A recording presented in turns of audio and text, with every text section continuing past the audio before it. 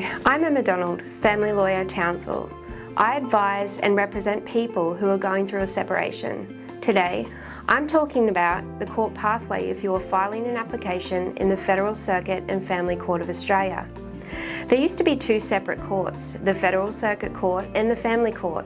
They had a bit of a renovation in September 2021, and now those courts are known as the Federal Circuit and Family Court of Australia, the FCFCOA. And as a result of this, there are new family law rules and a central practice direction that apply to the running of the new court. The court focuses on a family law case management pathway and has a heavier focus on dispute resolution through mediations where appropriate. This will be relevant to you if you are about to embark on court action.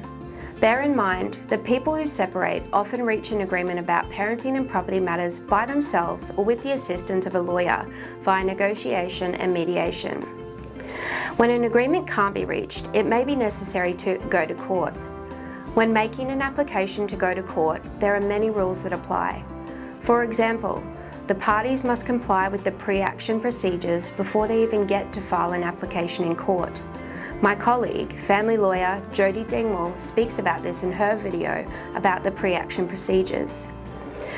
Once pre-action procedures are complied with and court proceedings are initiated though, all cases, other than urgent matters and matters allocated to the court's specialist list, will generally follow a 6-step pathway. I want to talk about each of the steps. Step 1 is the first court event. Once the initiating application is filed, the case is listed for a first court event, usually between 1 to 2 months after filing.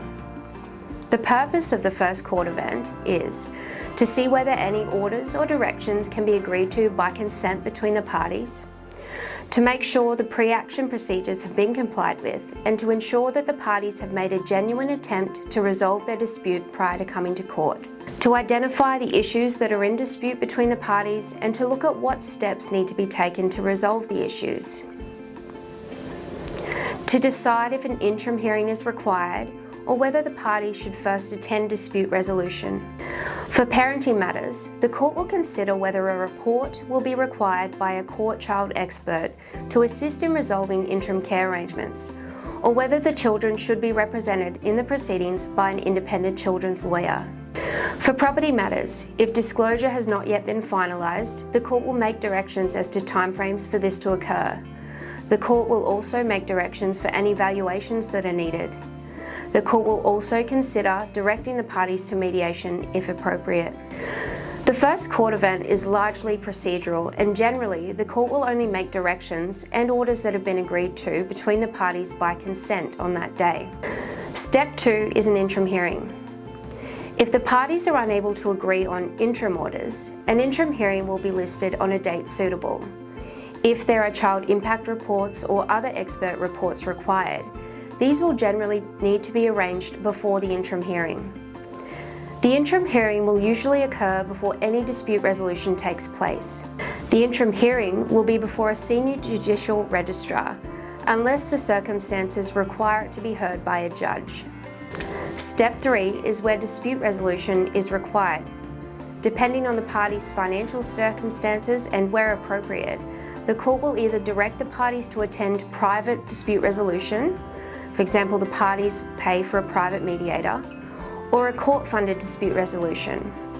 Ideally, this would occur no later than 5 months after the court proceedings have commenced. In Step 4, the court checks on compliance and readiness for hearing. In circumstances where parties have not been able to reach agreement through dispute resolution and the matter has not been fast-tracked, the matter will then proceed to a compliance and readiness hearing shortly after the dispute resolution conference. The purpose of the compliance and readiness hearing is to make sure the parties have made genuine attempts to resolve the issues, make sure the parties have provided all disclosure to one another, make sure the parties have followed all orders and directions made in the matter and to consider any consequences or costs for non-compliance. Make sure the parties have carried out preparation for the matter to proceed to a trial. For property matters, to ensure that the parties have exchanged compulsory offers to settle per the rules. Allocate the matter to a trial judge and list the matter for a final hearing. In Step 5, there is a trial management hearing.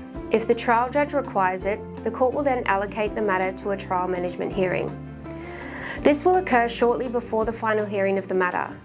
At this hearing, the court will make any other directions required for the efficient conduct of the final hearing. It will also consider any costs or consequences due to non-compliance with any trial directions that have been made. The last step is Step 6. This is the final hearing of the matter. If the parties are unable to reach an agreement regarding final orders, then the matter proceeds to a final hearing. The court's goal is for the final hearings to occur within 12 months of the court proceedings being initiated. Sometimes the court will fast-track a matter.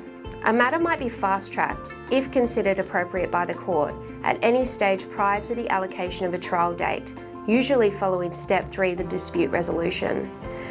In deciding if a case should be fast-tracked, the matter will need to be ready for hearing.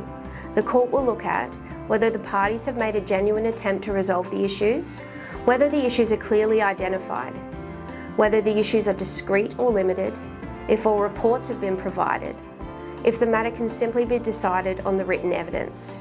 I hope this explains the process for you. This video is also available on the OSheaDyer website. Have a look in our online family law library in the resources section of our family law pages or on my profile page. Also, everyone's situation is unique. We always recommend that people see an experienced family lawyer so you can discuss your situation and obtain customized advice about how the law specifically applies to you. OSheaDyer Townsville has experienced family lawyers who practice exclusively in family law.